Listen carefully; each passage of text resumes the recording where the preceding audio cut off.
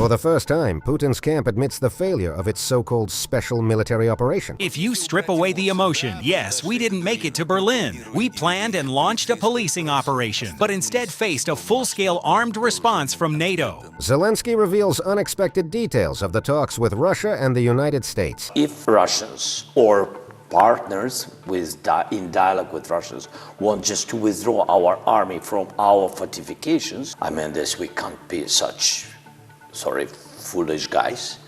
We are not children. While Putin raises the stakes and tries to weaken Kyiv's position ahead of talks with Trump. Foreign intelligence service accuses Paris and London of preparing transfer to Ukraine of nuclear technology. Thanks for the likes and comments, everyone. Make sure to subscribe so you don't miss our upcoming videos. At this point, the special military operation is arguably the most successful military campaign in the country's history. The amount of territory incorporated into Russia and the size of the population involved significantly exceed the figures of the Great Patriotic War during the fighting against a united Europe in 1941 to 1945. If we set emotions aside, yes, we didn't reach Berlin, but even when we did reach Berlin, our country's territory did not expand. Yes, our influence expanded, and the socialist bloc emerged. Back then, during the Great Patriotic War, we started with horrifying losses, 27 million dead. Here, by contrast, we have population growth. We planned and conducted a policing operation, but faced a full-scale, prepared, armed response from NATO. The war is not being fought on our territory, although our border regions are being shelled, and part of the Kursk region has been subjected to a barbaric incursion. It has now been 4 years since the full-scale war against Ukraine began, or, as the Kremlin prefers to call it, the special military operation. What was planned as a 3-day blitzkrieg has already lasted longer than World War II, and many Russian citizens have started asking Putin a simple question. Why was the USSR already in Berlin by this point, yet today Russia can't even fully capture Vovchansk on the battlefield? The questions are logical, but the answers are inconvenient, which is why Putin has instructed his subordinates to tell Russians they've essentially already won. That only a little more pressure on the West and Ukraine is needed, and the war will end very soon. We've heard Solovyov say this, and today Putin's spokesman Peskov also stated directly that although the so-called special military operation is still ongoing, nearly all objectives have already been achieved, which is why negotiations with Kyiv and Washington are underway. The special military operation continues. At the same time, Russia remains open to achieving its objectives through political and diplomatic means. Work in this direction is also ongoing. In any case, Russia's interests will be secured. The goals have not yet been fully achieved, yes, but many of them have already been accomplished. The main objective is to ensure the safety of people who lived and still live in eastern Ukraine and who were truly in mortal danger. On the 4th anniversary of the start of the special military operation, is there still hope that the conflict can be resolved through negotiations? In fact, that hope has been with us from the very beginning. All of this is essentially messaging, conditioning the public for the idea that Putin will sooner or later end this madness, and judging by how often this narrative now appears in the Russian information space, sooner rather than later. But for now, they still hope to pressure Ukraine and its leader Volodymyr Zelensky into accepting their capitulation terms. Kyiv remains firm and has no intention of giving up its land, much to the Kremlin's frustration, despite pressure from Washington and attacks from Moscow. Zelensky said Ukrainians are not fools and will not hand Russia territory that would help Putin prepare a new springboard for further offensives. First, security guarantees, and only then any discussion of territorial compromises, which Kyiv is also prepared to consider. Russia is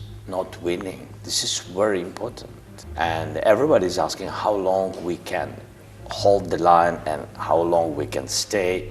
And how long can you? We wanted Putin to stop this war yesterday. And when we speak about how to stop him, first of all, to give Ukraine security guarantees. So help us understand what is going on with these security guarantees. What is the holdup? We have mostly everything in the paper, but it's not still signed. It's not signed by the United States. Why? Is the first. I think that the United States want to sign security guarantees at the very same moment when the 20 points plan will be accepted by all of us. And is that a problem for you? It's not the problem, but I can tell you what is better. Right. For Ukrainians. For me, still is not clear if Russia will begin aggression against us. What I wanted very much to have in this security guarantees. My question is how partners will react on the aggression of Russia, if it will be. The answer is that it will not be. It's not the answer to me. I'm sorry. I'm so sorry. So you want a very specific, in-writing guarantee. I want very. We have good things in these guarantees. It's true between us. It's true. But I want very specific answer. What partners will be ready to do if Putin will come again?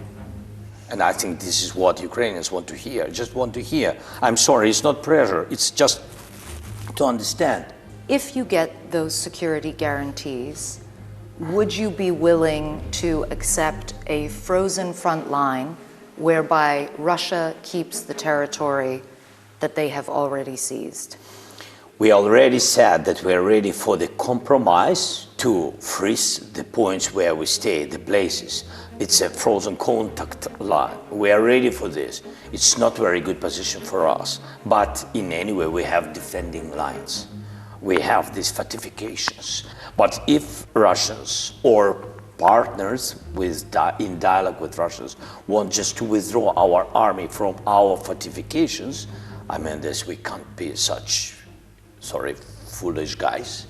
We are not children. Seeing that its bet on winter terror had failed, that the offensive on the front had stalled, and that Ukrainians had not broken and made it through the winter, Moscow has clearly grown nervous. It gained no stronger cards ahead of talks with Trump, and the Kremlin has essentially run out of leverage over Kyiv. Just recently, pro-Kremlin Colonel Mikhail Kodarinok said with a somber expression that Ukrainian defenses are holding, a battlefield breakthrough isn't working, and the Kremlin has little left but to continue striking civilians in the hope that sooner or later, Ukrainians will break. Continued strikes on the critical infrastructure of the Ukrainian armed forces and other facilities across the country must lead the military and political leadership in Kyiv to conclude on its own. Without outside pressure, continuing, the fight has no prospects. There is simply no other way to wage war, and there never has been in history. Either you wage armed struggle with the full commitment of your military, economic, political, and financial capabilities, or the war drags on indefinitely. The intensity of strikes on targets across Ukraine must sharply increase. That intensity should be such that the Ukrainian leadership itself raises the question of whether it makes sense to continue armed resistance under these conditions. Let me clarify.